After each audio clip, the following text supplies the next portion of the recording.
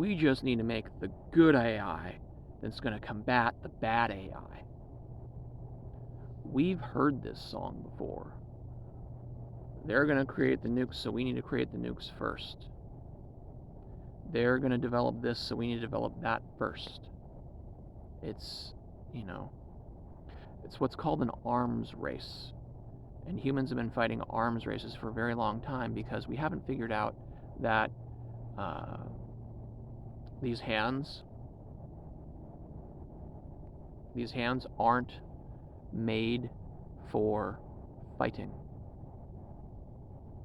These hands are made for building and caressing and helping.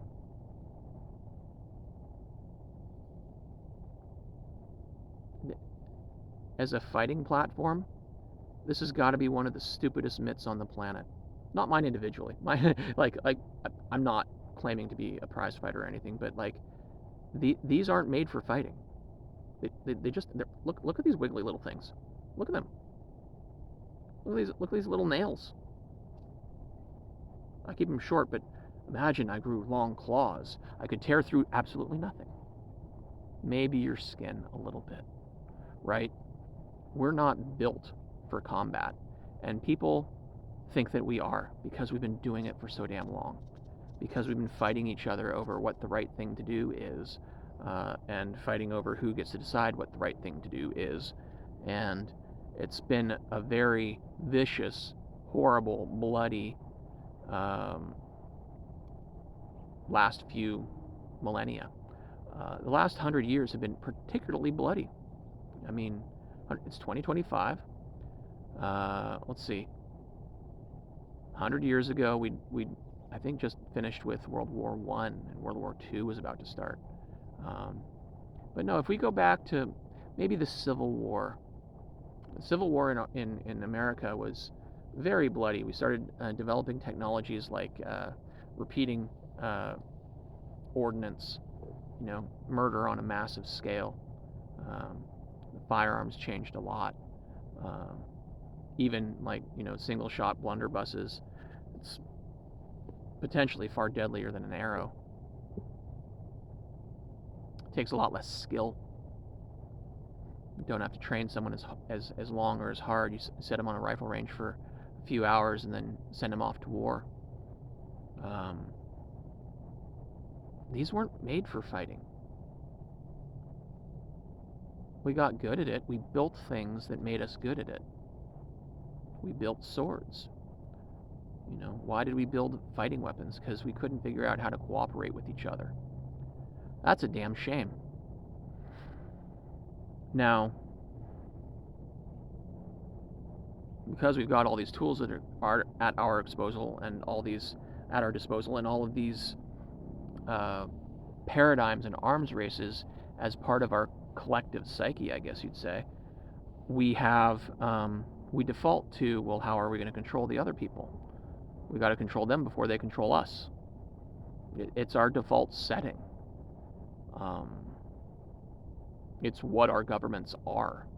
It's this attempt to create a Frankenstein's monster to compete with the monsters out there so that we will remain safe. So our monster will go fight their monster, and it'll all be good. That's our idea. We're gonna build something. We're gonna create something that's gonna do our fighting for us, because there's a monster out there that we need to fight. It's a common human pattern. It's been around for a lot of years, and old stories tell us that this first brother fight is very old. Gilgamesh and Enkidu, Adam and Eve, or not Adam and Eve, Cain and Abel, right? These are old stories, and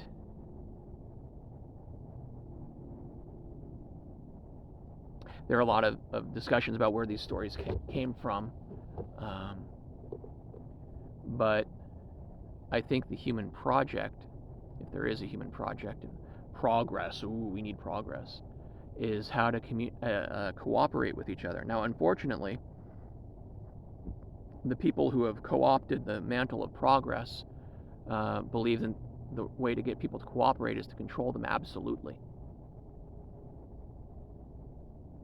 Completely. No, you shall not eat this for dinner. It's too much carbon. Absolute control.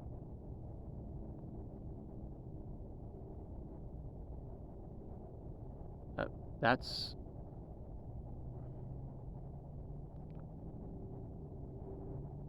not what our hands are for, to absolutely control other people. We could argue that we're pretty good at wrestling and restraining people with these hands. The idea is restraint, not murder, right?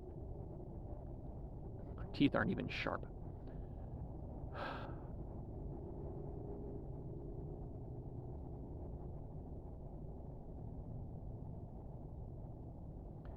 These hands are not weapons. Even your hands. Now, we can use them as weapons. We can choke. We can use them as weapons. But it's not what they're for. And call me the optimist, call me the idealist. I can take it. But you can't tell me this is a battle platform. Draw the nastiest beast you can. Looks nothing like us, right? And yet, our minds have developed to the point where we can create any tool to do any kind of atrocity we desire. There was a movie came out a long time ago. Mark Wahlberg. I forgot the name of the kid in it. He's been in a few things. Damn it! But this kid was being set up with some kind of weird suicide contraption. He was going to shoot himself. This contraption was made to look like he shot himself. It had this armature that held his arm in a position and put his hand on the gun, and it would trigger for him from a distance and give him all the gunshot residue and the proper angle so that the forensics would say that he shot himself. And Mark Wahlberg goes and rescues him. He looks at this whole rig, like, who would think of this? And damn straight. I mean, humans would think of that because there's some effed up humans. But that doesn't mean that it's what these things are for. It means that we've got some aberrant psychology in our human family that needs to be kept in check, possibly using hands and stuff. But more importantly, these psychos, they rise to the top of organizations that have other people in them. And those other people allow the psychopaths to ladder climb and control everything. I mean,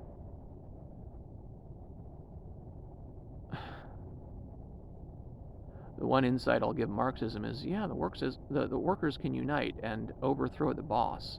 Because if the boss is a damn psycho, there's a problem. Now, the difficulty is, you take out the head, the organization might crumble, because a lot of organizations are built that way. But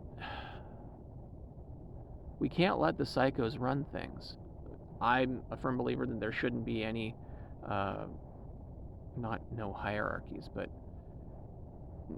no positions of power over other people, which is kind of like saying no hierarchies, but listen between the lines. Like, I think that we can't let the psychos up there. We can't. I mean, I don't think anyone should be running people's lives, but maybe an organization that does a particular thing, you need a leader. That makes total sense to me. But we can't let that leader be the most toxic individual in the organization, and that's routinely what we have, or at least a couple lieutenants below him, right? Like, there's some pretty ambitious efforts out there, and our human family that was built for loving and caressing and building doesn't want to do the conflict part of calling out the psycho on their bullshit. I'm not saying we got to become a fighting platform, but we got to be unfuckwithable. You know, we got to recognize the crazy people and not let them have positions of power over other people, to recognize when they are manipulating you in the workplace, to recognize when they are maneuvering and and figure it out. Sometimes they're really good mimics. They're really hard to find sometimes, but we got to get better at it. That's all. Have a good one.